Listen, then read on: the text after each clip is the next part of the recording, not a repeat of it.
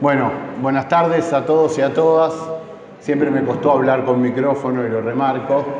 Es un lugar lindo este, no solamente porque es humanidades, sino porque también acá comencé lo que podríamos llamar la larga marcha de ser docente en la cátedra de Introducción a la Problemática Histórica con Adriana, con Gel Oliva, el hermano mellizo de Antonio, y con Marisa Armida. Bien, lo que yo voy a tratar de hacer es un apretadísimo panorama de uno de los periodos más complejos de la historia argentina, que es el que se abre con el golpe de Estado de 1955 y se cierra con otro golpe de Estado frente al peronismo en 1976. A ver, decir que el golpe de Estado del 55 significó un replanteo de toda la sociedad argentina, claramente es una obviedad. No hubo hueco o pliegue de la sociedad argentina que no haya sentido el temblor del golpe de Estado de 1955. Lo que quiero decir es esto. El golpe de Estado del 55 abrió dos grandes preguntas políticas, sobre todo en la clase dominante. ¿Qué derrotero debía seguir el capitalismo argentino y qué hacer con las masas peronistas? ¿Qué hacer con la clase trabajadora peronista? En ese sentido, podemos pensar el periodo que va del golpe en 1955 a la asunción de Frondizi en 1958 como un laboratorio de ensayo. ¿Por qué? Porque ahí hay dos líneas políticas que intentan dar respuesta a estos interrogantes que vienen marcando sobre todo la imaginación de las clases dominantes. A ver, un primer momento del golpe del 55 que claramente está corporizado en la figura de Lonardi. Lonardi tiene un diagnóstico político distinto al de Aramburu. En primer lugar, no se puede crear un orden político estable en la Argentina si de alguna manera no se integra el peronismo que se ha derrocado. Y esto no es menor, porque un mes después del golpe de Estado, en octubre del 55, las autoridades golpistas firman un acuerdo con la CGT donde se comprometen a normalizar la CGT, a llamar elecciones en 120 días, a normalizar los sindicatos intervenidos por los comandos antiperonistas y, en tercer lugar, la CGT, por supuesto, se compromete a garantizar la paz social después del golpe de Estado. Pero claramente el intento de Lonardi no es... ¿Quién es? Lonardi es uno de los jefes golpistas, claramente. Militar, obviamente. General Lonardi, una de las grandes figuras del golpe. Pero el intento de Lonardi no sintetiza el espíritu del golpe de Estado del 55. El espíritu del golpe, como bien dijo Antonio, marca un enorme proceso de revancha de clase. Y en ese sentido, quien va a corporizar esa revancha política de los sectores dominantes frente al intento peronista va a ser Pedro Eugenio Aramburu, otra de las grandes figuras. Con Aramburu, la represión adquiere niveles mucho más inusitados. ¿Cuál es la gran preocupación de Aramburu o las primeras medidas de Aramburu? Primero, proscribe a toda una capa de dirigentes sindicales peronistas. Proscribe al Partido Peronista, interviene la CGT y la represión con Aramburu, esto es clave, llega al nivel de la fábrica y el taller. O sea, la represión va al corazón de la producción. ¿Por qué? Porque en el diagnóstico político de Aramburu y del golpe hay una necesidad, que es disciplinar a la clase trabajadora y garantizar el problema de la productividad. Acá hay una cosa interesante. El problema de la productividad no aparece con el golpe del 55, ya aparece con el peronismo, aparece en el 49, pero poco antes del golpe, en marzo del 53, se hace el Congreso de la Productividad, donde la CGT, con la anuencia del Estado y de Perón Vivo, y claramente con las organizaciones patronales, intentan garantizar un aumento de la productividad. ¿Qué pasa acá? Y acá esto me parece muy interesante.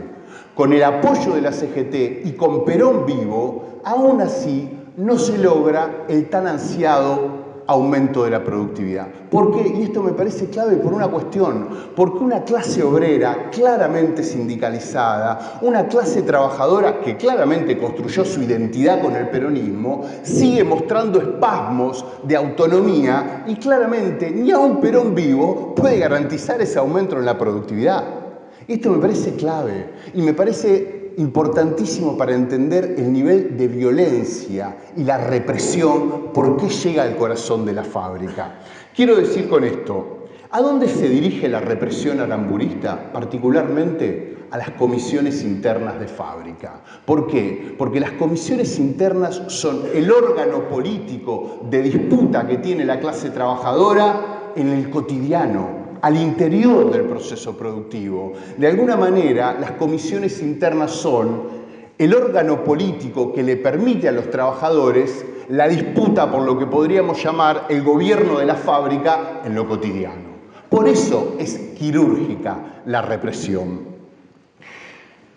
Ahora bien, si por un lado este es el proyecto de las clases dominantes, hay que preguntarse qué pasa con esas clases trabajadoras, qué pasa con los sectores subalternos ante la embestida del golpe. Desde el momento que se inicia el golpe, podemos decir que hay resistencia. Desde septiembre del 55 empieza la resistencia política, empieza la resistencia peronista. Y la resistencia peronista tiene, a grosso modo, tres grandes planos. Y cuando hablo de planos, no quiero decir que estos sean separados entre sí, sino que son tres teatros que se imbrican y se desarrollan.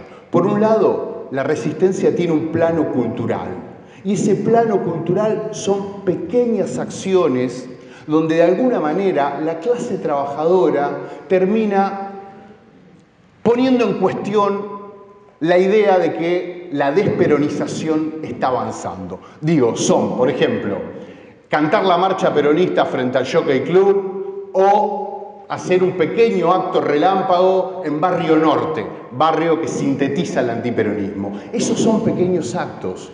El otro gran plano de la resistencia es la fábrica. ¿Por qué es la fábrica? Porque ahí se dirime el conflicto central entre el golpe y los trabajadores. Y esto es muy importante, ¿por qué? Porque de este proceso de resistencia, sobre todo en la fábrica, que lo que intenta es, sobre todo, mantener las conquistas que se han hecho en esta década peronista, va a empezar a emerger lentamente una nueva camada de dirigentes sindicales que claramente van a expresar otros conceptos y otras ideas. ¿Por qué digo esto? Porque esta nueva camada de dirigentes sindicales, primero, nace en orfandad, con el Partido Peronista proscripto, la CGT también, y en segundo lugar, porque empieza a meter ciertos discursos y ciertas prácticas que parecían dormidas. Digo, el protagonismo de base, la democratización en la toma de decisiones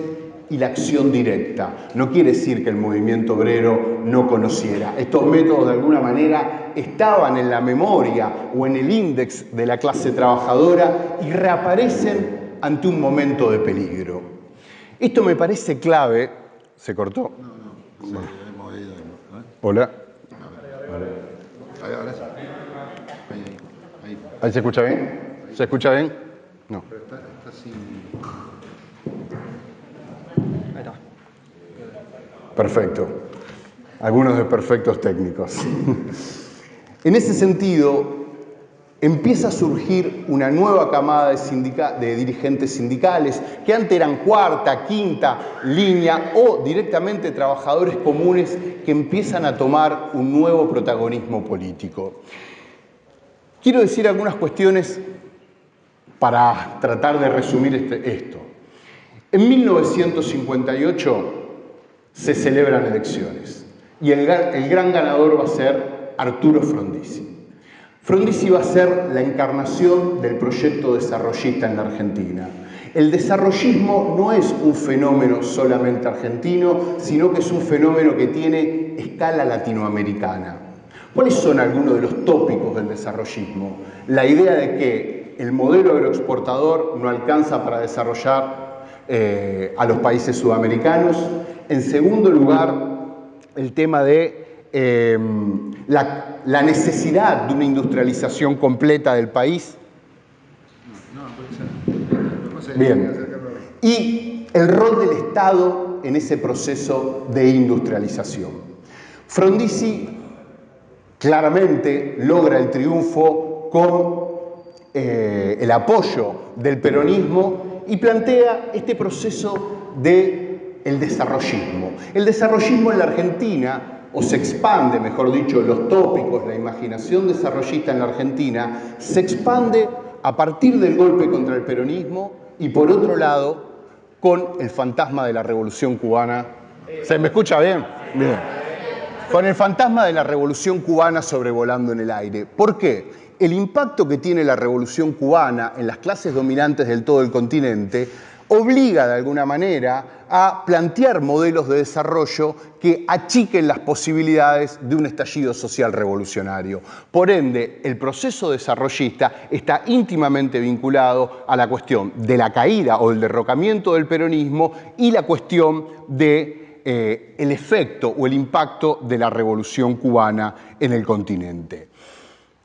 El proyecto desarrollista tenía como eje, habíamos dicho, la cuestión de la industrialización y la profundización del modelo de la industrialización, sobre todo en algunas áreas clave: metalmecánica, automotrices, petroquímicas y siderúrgica. ¿Cómo se iba a garantizar eso? Básicamente con la entrada masiva de capitales extranjeros, supuestamente controlada y arbitrada por el Estado. Pero acá también se produce un proceso notorio, porque la entrada masiva de capitales extranjeros también produce un proceso de transnacionalización de la economía, donde estas grandes firmas, estas grandes corrientes de capital, en parte terminan carcomiendo a otros pequeños capitales, medianos o pequeños, que estaban en la Argentina.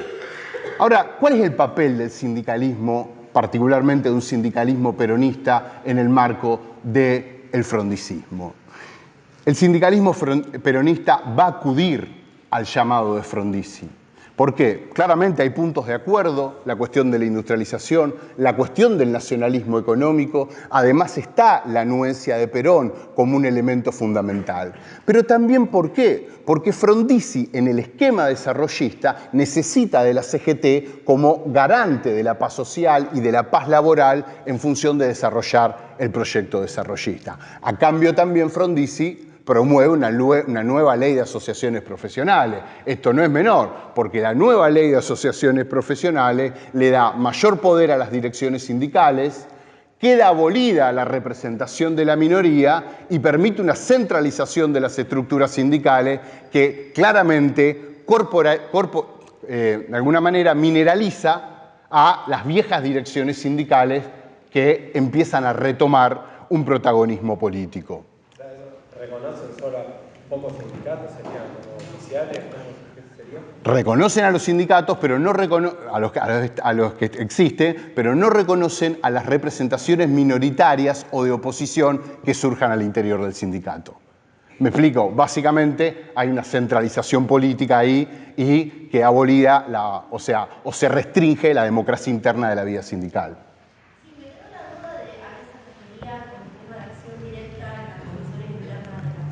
Bien, lo digo muy rápidamente. Digo, si uno ve el movimiento obrero de 1890 a 1930, digo, los piquetes con la acción directa, los enfrentamientos con la patronal, el sabotaje, el boicot, la organización clandestina, formaron todas parte del repertorio de la clase trabajadora argentina.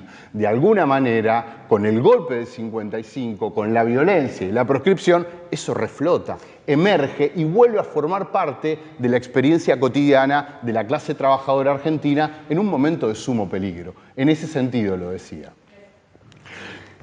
El tiempo de espera o de diálogo entre el movimiento obrero y el frondicismo se quebró rápidamente. En diciembre del 58, Frondizi presenta el Plan de Estabilización y Desarrollo. ¿Qué era el Plan de Estabilización y Desarrollo? Sergio lo podrá explicar mejor, pero un plan de ajuste saludado por el Fondo Monetario Internacional. Se abandonan los controles de precio, congelamientos de salario, mayor apertura del capital extranjero, hasta privatizaciones de empresas públicas y la devaluación. Y la ruptura definitiva de las tenues relaciones entre el movimiento obrero y el frondicismo se termina de dar en 1959. Todo 1959 está cortado por enormes luchas defensivas de la clase trabajadora, la cual la más paradigmática o el ejemplar fue la toma del frigorífico Lisandro de la Torre en 1959. Ante el intento de privatizar del frondicismo una nueva camada de dirigentes sindicales combativos, entre los cuales está Sebastián Borro, para nombrar a alguno, resiste ese proceso en una lucha que fue ejemplar. Y si de alguna manera queremos pensar el quiebre definitivo, 1960 lo marca. ¿Por qué? Porque Frondizi saca a la luz el plan Conintes, el plan de conmoción interna. Básicamente un plan que faculta a las Fuerzas Armadas y a las fuerzas represivas, le da mayor intervención en la vida política y mayor capacidad de represión, sobre todo para con el movimiento obrero.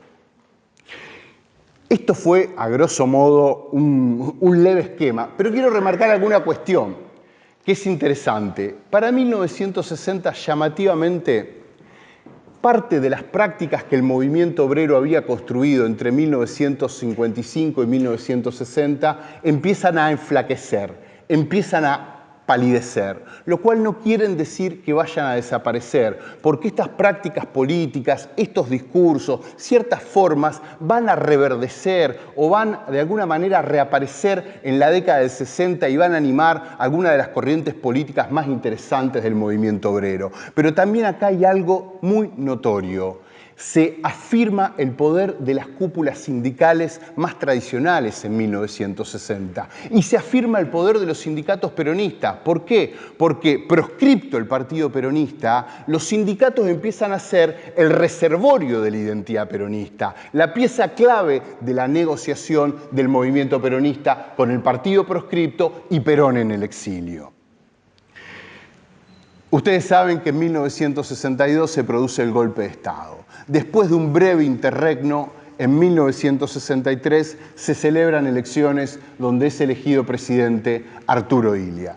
El gobierno de Arturo Illia contó desde sus inicios con varios pecados de origen. A ver, en primer lugar gana con más de la mitad del padrón proscripto de la Argentina. El peronismo proscripto, por ende, la legitimidad de Frondizi está menguada desde sus mismos orígenes. Y además también, desde el inicio del gobierno de Arturo Illia, Illia se va a batir en un duelo frontal contra los sindicatos peronistas. También saca una ley de asociaciones profesionales que de alguna manera intenta revertir algunas de las cuestiones o prerrogativas que el frondicismo le había dado al sindicalismo tradicional en 1958, pero el enfrentamiento entre Illia y los sindicatos se va sobre todo a manifestar en el plan de lucha de la CGT de 1963.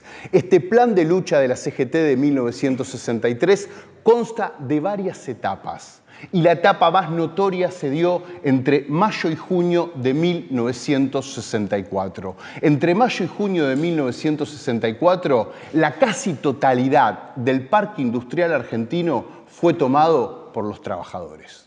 Estas tomas tenían algo sumamente notorio. De hecho, algunos hablan de una forma de teatralización de lucha. ¿Por qué? Porque son tomas dirigidas de pie a pa por las direcciones sindicales, donde la autonomía o la participación de base está sumamente recortada, donde nada escapa a los detalles de la organización sindical. Y esta organización sindical que dirige estas tomas teatralizadas de fábrica tiene su corporización en una figura clave del sindicalismo de estos años, que es Augusto Timoteo Bandor, como la gran figura que condensa el sindicalismo peronista de estos años. Ahora bien, las tomas de fábricas de mayo y junio del 64, más allá de que fueron controladas, teatralizadas y todos los adjetivos que nosotros le podamos poner, abrieron una honda preocupación en las clases dominantes argentinas. ¿Por qué? Básicamente porque ahí emergen una serie de preguntas que empiezan a martillar la imaginación política de las clases dominantes. ¿Qué pasa si las metas de las tomas de fábrica se radicalizan? ¿Qué pasa si las direcciones sindicales no pueden contener a esta clase trabajadora? ¿Qué pasa si emergen nuevas direcciones sindicales que lleven estos procesos, esta potencia política de la clase, mucho más allá de lo que la lleva el bandorismo? A partir de esta serie de preguntas, me parece interesante tenerlas en cuenta para retomar lo que van a ser los fenómenos de radicalización en el 68, en el 69 y en la década del 70. Para 1965, el breve interregno de Ilia tiene los días contados. Ya para 1965, el golpe es una verdad de pedregullo que se repite a diestra y siniestra en toda la sociedad. Una cosa notoria de este golpe es que cuenta con la anuencia de la CGT y también con parte de los sectores populares que ven en el golpe cierta esperanza o cierta salida política al interregno de Ilia. Cuando se produzca el golpe del 66 de la Revolución Argentina, encabezado por Juan Carlos Onganía, digo, este no es un golpe más en el largo prontuario de las Fuerzas Armadas Argentinas. ¿Por qué no es un golpe más en el largo prontuario? Primero, porque no es un golpe que se hace para derrocar tal o cual gobierno, no es un golpe que se hace para corregir tal o cual desviación política, no. Es un golpe que se hace con el objetivo fundamental de fundar una nueva arquitectura política, social y económica en la Argentina. Si algo tiene en el onganiato como proyecto es un proceso de racionalización, modernización de la estructura económica y, por otro lado, intenta a todas luces taponar, bloquear la vida política de la Argentina y achicar al mínimo la capacidad de presión de la clase trabajadora y los sectores subalternos a la hora de discutir qué proyecto o qué formas de nación se están diseñando. Este es el objetivo fundamental del onganiato. El onganiato tuvo, de alguna manera, o el proyecto de la Revolución Argentina, tuvo tres tiempos: el llamado tiempo económico, el tiempo social y el tiempo político, siendo fundamental el tiempo económico, que supuestamente iba a permitir el tiempo social y así en concatenación el tiempo político. ¿Qué se proponía el tiempo político? Una salida pautada, ordenada a una transición, que nunca se dio claramente.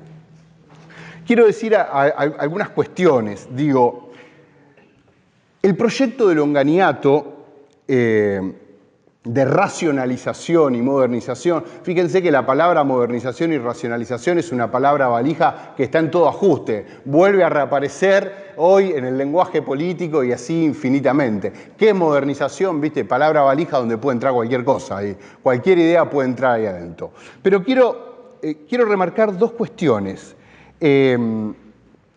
Primero, que se profundiza este proceso de transnacionalización y, en segundo lugar, que con el onganiato empiezan a tener también un papel en el concierto de las clases dominantes. La burguesía agraria pampeana empieza a tener un papel más relegado en el esquema de poder, y esto no es menor. Y también la política económica del onganiato afecta gravemente no solamente a la clase trabajadora, sino también a pequeños y medianos industriales. Digo esto para que vayamos entendiendo el fermento que va a crear condiciones para la crisis del onganiato.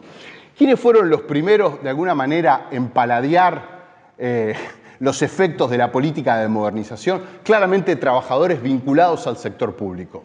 Digo, los portuarios, los ferroviarios y los ingenios azucareros del norte, que se cierran como parte de las políticas de privatizaciones de Onganía, empiezan a sentir los efectos de la política económica de Adalbert Krieger Bacena. Pero acá también es interesante una cosa: a medida que avanza y despliega el golpe su política, empiezan a crecer paulatinamente, defensivamente, las luchas sociales. Las luchas que se dan en el norte del país contra los cierres de los ingenios azucareros o contra los intentos de racionalización en la administración pública, empiezan a sentar las bases, a poner mojones para lo que van a ser la futura radicalización del movimiento obrero y estudiantil. Claramente, y no lo dije, también se dio la intervención a la universidad y la noche de los bastones largos. Esto no es menor, porque piensen que acá se está golpeando a dos sectores que van a ser claves en la crisis política del Onganiato.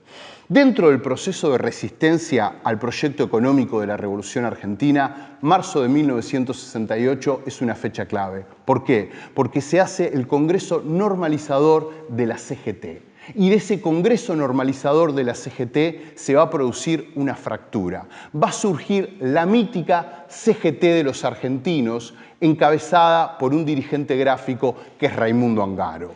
De ese proceso hay una CGT paralela que desconoce el triunfo de Ongaro, que es la CGT Azopardo, encabezada por Bandor. Claramente, mucho más negociadora, mucho más pragmática. ¿Cuál es alguna de las novedades que introduce la CGT de los argentinos en el juego político? En primer lugar, tiene un carácter amplio. Intenta nuclear y constelar a su alrededor a todos los sectores golpeados por la política del Onganiato. Va mucho más allá de la clase trabajadora. Al interior de la CGT de los argentinos se nuclea a los pequeños y medianos industriales golpeados por la política de Onganía, a los pequeños y medianos comerciantes golpeados por la política del Onganiato, pero también al movimiento estudiantil y al movimiento obrero. Pero esto no es solamente la apertura en términos de sectores lo que la caracteriza, sino también la apertura ideológica de la CGT de los argentinos, donde conviven sectores de la izquierda, del peronismo combativo, sectores del cristianismo de base al interior de la CGT de los argentinos. La CGT de los argentinos va a ser, sin lugar a duda, una enorme usina de radicalización, una usina de cuadros políticos que claramente van a dar sus notas más distintivas en los años venideros. Resumiendo muchísimo, ¿cómo estamos, Oliva? No, estamos muy bien. Bien. Tenés como 2 horas más. Ah, perfecto. 15 minutos tenés que resumir en nombre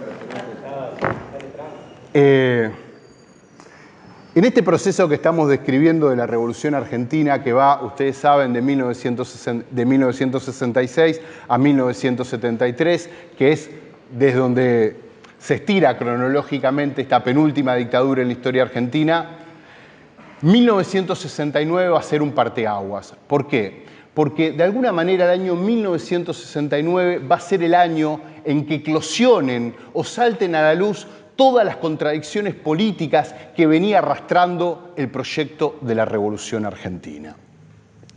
En primer lugar, en mayo del 69 se produce lo que se conoce como el primer Rosariazo. Una enorme protesta con eje en el movimiento estudiantil al que se suma el movimiento obrero. Previamente se había dado la explosión en Corrientes. El 29 de mayo de 1969 estalla el Cordobazo. Y esto es fundamental por múltiples cuestiones, porque para una buena parte de la sociedad argentina, como también de las direcciones del ejército, las explosiones regionales de 1969 significan la herida de muerte del proyecto de la Revolución Argentina. O mejor dicho, la necesidad de recambio político al interior del elenco gobernante. Y si por un lado tenemos esa lectura o esa hipótesis que llega hasta las clases dominantes, también la presión de abajo, la movilización de abajo empieza a forzar una apertura política o una apertura del sistema político. Para el 69 sintetiza de alguna manera el surgimiento de una nueva camada de dirigentes sindicales vinculados a la izquierda y al peronismo revolucionario que va a ser fundamental en los años venideros. Claramente esas corrientes que se sintetizaron muy a grosso modo en la figura de Agustín Tosco, de René Salamanca, en la experiencia del CITRAC-CITRAM, en la lista marrón de Villa Constitución. Claramente la democracia de base, la renovación de los cargos, la democratización en la toma de decisiones, la acción directa, como algunos de los pilares de la acción sindical de estos nuevos grupos. Y además también porque no solamente se da la emergencia de nuevas direcciones sindicales, sino también porque hay una crisis de los grupos tradicionales de los sindicatos que por lo menos se mantiene hasta 1973 con el retorno del peronismo al gobierno. Y si por un lado estamos asistiendo a la crisis del Onganiato, al surgimiento de una nueva camada de direcciones sindicales, hay un nuevo actor político también que viene pugnando. 1969 es para todos los grupos políticos o organizaciones que vienen persiguiendo la sombra de la Revolución Cubana y el debate de la lucha armada el momento de obertura. Sí, claramente las acciones político-militares de las organizaciones guerrilleras ya existían en la Argentina, en 1969 se va a afinar el diagnóstico. De alguna manera, para las organizaciones político-militares, 1969 marca un salto en el nivel de enfrentamiento y para algunos hable o habilita lo que puede ser considerado el surgimiento de un periodo pre-revolucionario en la Argentina. A ver, un año después, en mayo, el 29 de mayo del 70, en pleno aniversario del Cordobazo, es la aparición de Montoneros con el secuestro y la ejecución de Pedro Eugenio Aramburu, ese símbolo del antiperonismo que había dirigido el golpe del 55 y la represión contra el movimiento peronista. En septiembre del 70, en la ciudad de Rosario, hace su aparición pública el Ejército Revolucionario del Pueblo con la toma de una comisaría. ¿Quiere decir que la lucha armada empieza en los 70? No, claramente. Podemos buscar mucho más allá. En el 59 está la experiencia de los Uturunco, en Salta y Tucumán, vinculados a la resistencia peronista. En el 64 se da el intento del Ejército Guerrillero del Pueblo en las montañas de Salta, con Jorge Ricardo Massetti, pero claramente las organizaciones político-militares, el movimiento estudiantil y el movimiento obrero se convierten en el trípode de la radicalización y claramente los tres actores fundamentales que van acorralando a la dictadura y creando condiciones para una apertura política. En ese sentido, en 1970 se da la renuncia de Onganía, hackeado al interior de la misma coalición gobernante, pero hackeado por la movilización popular que no para de crecer, por la multiplicación de los conflictos y por la multiplicación de las acciones político-militares. Va a haber un breve interregno hasta 1971 encabezado por Marcelo Levingston. Levingston intenta darle al proyecto económico un tinte más nacionalista e intenta abrir canales de diálogo con los sectores más colaboracionistas o menos combativos del sindicalismo. Pero si Levingston renuncia en junio del 71, piensen ustedes que en marzo del 71 se produce el Viborazo, otra gran explosión regional en la Córdoba industrial de 1971. Y ahí va a emerger un actor político clave para entender la dinámica de la Argentina del 71 al 73, que es Agustín Lanusse, Alejandro Agustín Lanusse, jefe del ejército, general, liberal conservador, antiperonista de la primera hora. Lanusse es el arquitecto político de la salida de la dictadura. Y esa salida política de la dictadura se plasma en el GAN. ¿Qué es el GAN? Gran Acuerdo Nacional, que se lanza en 1971. Lanusse tiene claramente ahí un diagnóstico de que si no se encausa el conflicto social en la Argentina, las posibilidades de radicalización de grandes sectores de la sociedad van en aumento. Entonces es muy difícil leer el GAN. ¿Qué significó el GAN? ¿Significó una conquista popular, el Gran Acuerdo Nacional? Sí, claramente, porque no hay apertura política sin las luchas sociales que de alguna manera fuerzan esa salida. Pero tampoco podemos dejar de leer el GAN como la estrategia política que se dan las clases dominantes para encauzar el conflicto social, para institucionalizar un conflicto social creciente. Y acá me parece un rasgo llamativo del proyecto del GAN. El GAN, de alguna manera, lo que intenta es frenar el proceso de radicalización, que claramente es lo que oxigena a los sectores más radicalizados de la sociedad, lo que oxigena al movimiento estudiantil más radicalizado, al movimiento obrero y a las organizaciones político-militares. Pero el GAN no es solamente apertura política. El GAN tiene dos planos. Por un lado, el intento de encauzar el conflicto y lograr una apertura política que destrabe la situación, pero por otro lado la represión. En un movimiento de pinzas, en un doble movimiento que se retroalimenta, es apertura política y represión. Pensemos que durante Lanusse ya empiezan las desapariciones de personas. Pienso en Luis Pujal, estudiante de esta facultad, militante del PRT, de la Dirección Nacional del PRT, desaparecido en 1971. Pienso también en la masacre de Trelew, el 16 de agosto de 1972, 16 militantes políticos de las organizaciones armadas son fusilados en la base Almirante Sar. Y también la creación del Camarón, que endurece las penas contra los militantes políticos, sobre todo de las organizaciones político-militares. Estamos bien. ¿Estamos bien? Voy a tomar un poco de agua entonces. Para no olvidar, Tacuarita Brandaza. Tacuarita Brandaza, claramente. Otro secuestrado en Rosario. Estamos sobrados entonces. Muchas veces pensamos el 76 como una fecha límite, como una fecha que no es imposible, que no podemos dejar de lado, y claramente esto es totalmente cierto. Pero 1973 también es una fecha trascendental de este periodo entre el 55 y el 76.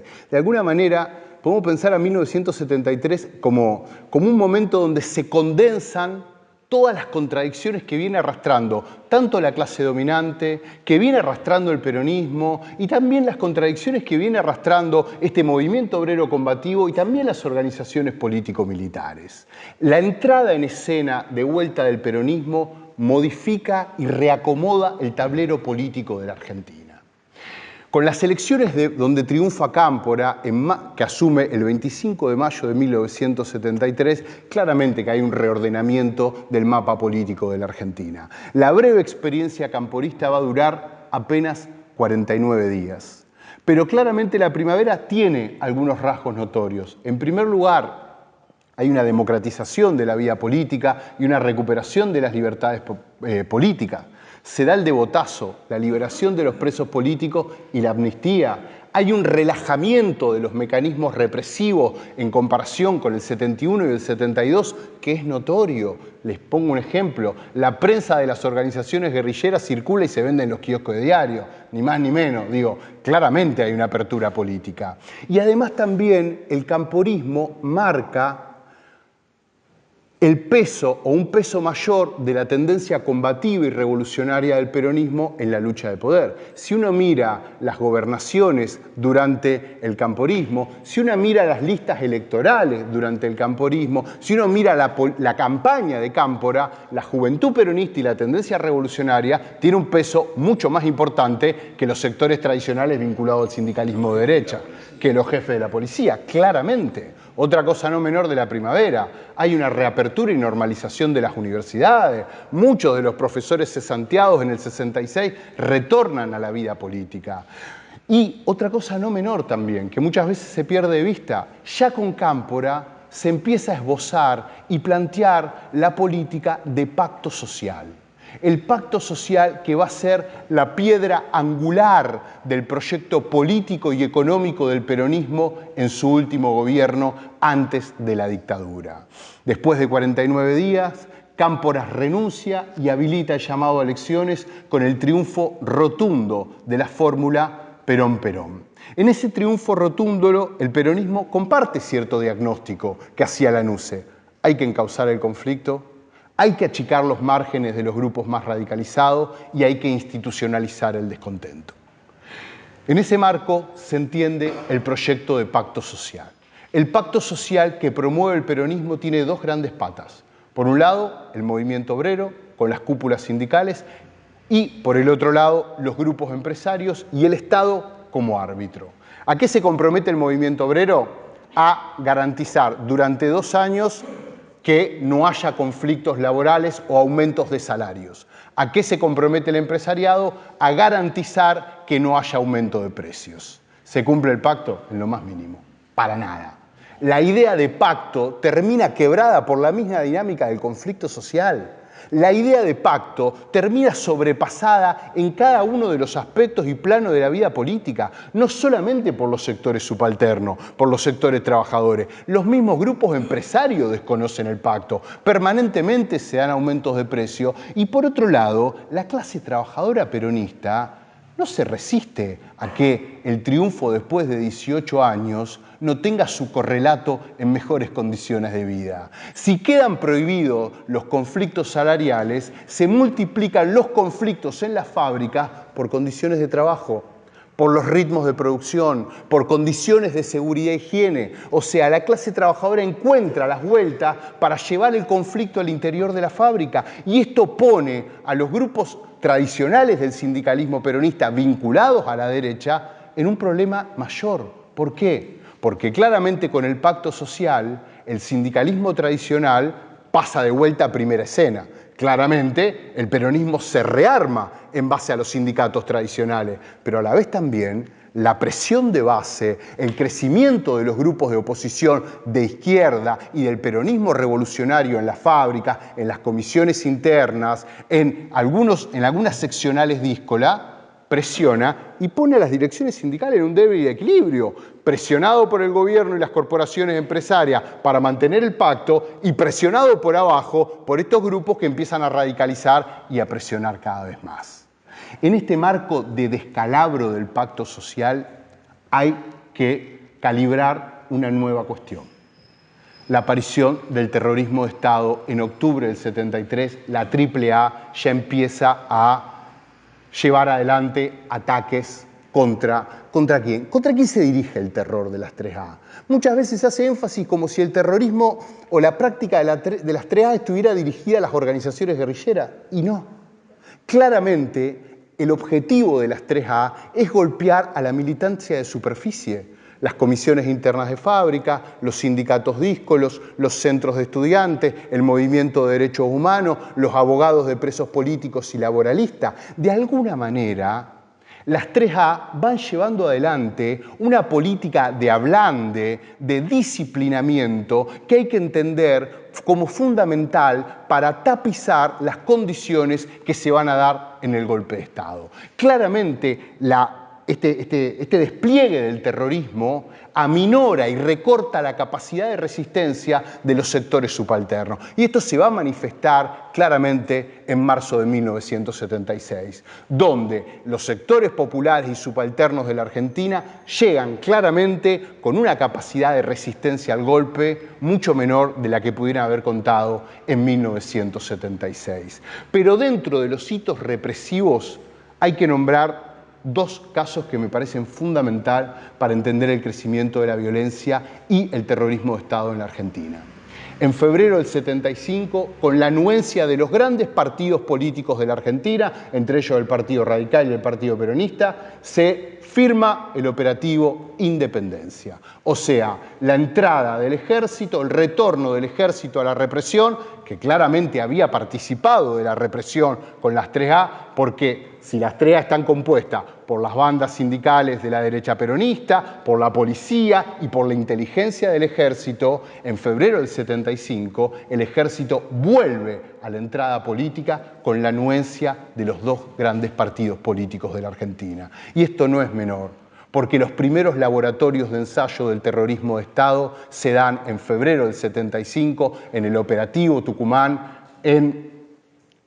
donde desembarca el ejército básicamente para aniquilar el intento guerrillero que hace el ERP en Tucumán con la compañía de monte Ramón Rosa Jiménez. Pero si en febrero del 75 se lanza el operativo Independencia, y esto no es menor para entender la cuestión de la clase trabajadora, en marzo de 1975 el gobierno también lanza el operativo Serpiente Roja del Paraná. ¿Qué es el operativo Serpiente Roja del Paraná? Un enorme despliegue represivo que abarca todo el cordón industrial del Paraná, desde San Lorenzo a Campana y Zárate, que claramente atenaza, recorta y disminuye la capacidad de resistencia de la clase trabajadora. No es menor que el eje de la represión también se centre en Villa Constitución. Villa Constitución, ustedes saben que es un experimento político notorio, donde triunfa la lista marrón, una lista de las organizaciones de izquierda, con una fuerte presencia de las organizaciones político-militares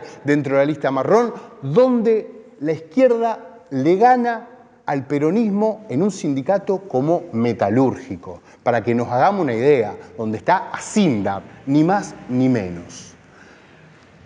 Para octubre, noviembre del 75, como había pasado anteriormente con el final del gobierno de Ilia, el golpe de Estado es ya casi una salida que nadie duda en el horizonte político de la Argentina.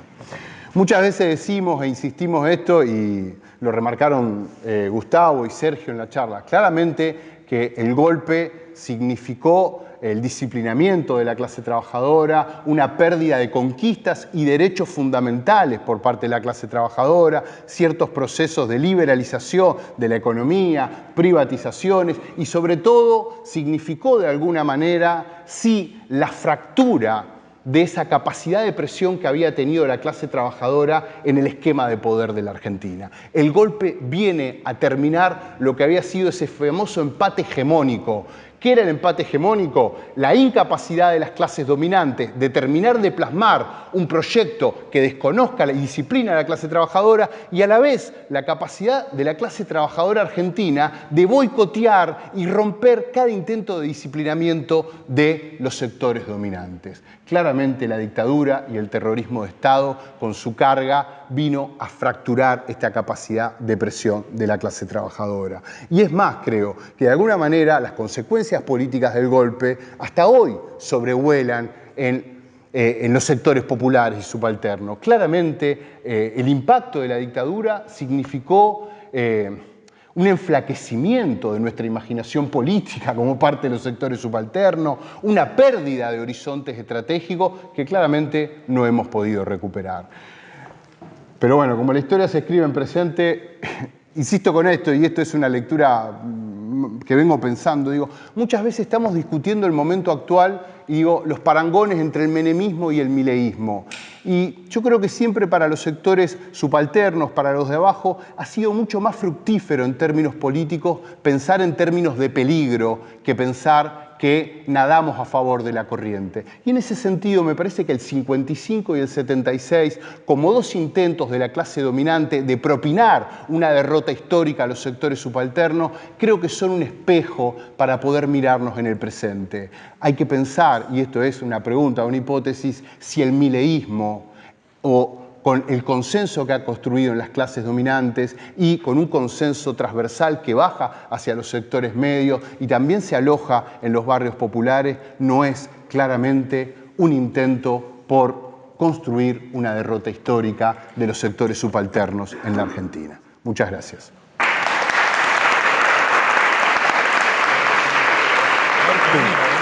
Sí,